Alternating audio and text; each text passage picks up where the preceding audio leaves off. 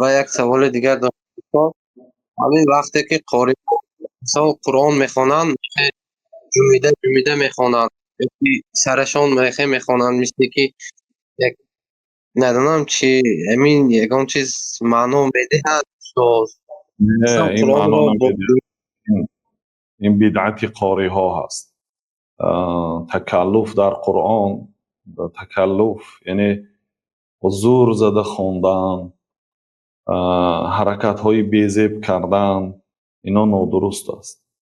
اینها مدنیت اسلام میریزاند. بعضی همه خیل شخصیت ها با کارهای حرکت های ناجایش. وقتی قرآن میخواند بی تکلف، زور نزده، آرامانه باید قرائت قرآن کند.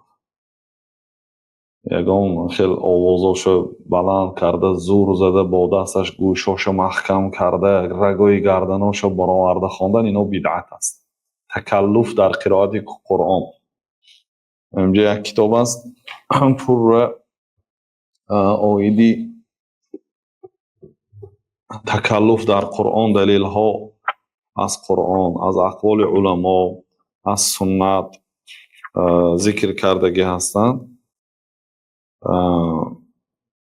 که مثلا در قاری ها این چیزا دیده میشد. یا بعضی علما کتاب نوشتن بدع القرا، بدعت های قاری ها، یعنی چیزایی که قاری ها در دین پیدا کردن. برای همین انا الادله من القرآن على النهی عن التکلف، دلیل ها از قرآن که من میکند از تکلف. یعنی تکلف میشود گفت ساخت کاری. تکلف یعنی برای خود وزنین کردن، آرام طبیعت خود که قرائت نکردن. فهمیدید؟ الادله من السنه على النهی عن التکلف، دلیل ها از سنت برای نهی از تکلف. اقوال العلماء القراء فی النهی عن التکلف، علمای قاری ها. یعنی بعضی آدم قاری هستند علم ندارن، فقط حافظ قرآن هستند، لیکن علمای قرا هست، هم عالم هم قاری. فی النهی عن التکلف، سخنهای علمای قاری ها آیدی نهی از تکلف. اقوال علماء المذاهب الاربعه فی النهی عن التکلف، قولهای علمای چارگانه، یعنی چهار مذاهب صاحبانش، امام ابو حنیفه، امام مالک، امام شافعی، امام احمد رحمت الله علیهم، اینا نهی کرده هستند از تکلف. اقوال العلماء المحققین فی النهی عن التکلف، اقوال علمای محققین آیدی نهی از تکلف.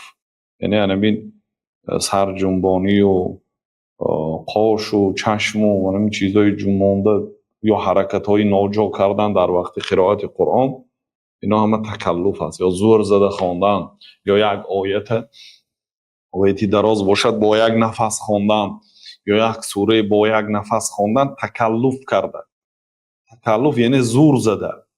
اگر بدون تکلف نفسش دراز باشد و آرامانه خواند، هیچ گپ ندارد. تکلف ممنوع است. تکلف یعنی خودش به مشقت گرفتار کرده، زور زده، عذاب داده خواندن، بلکه باید آرامانه قرائت کند.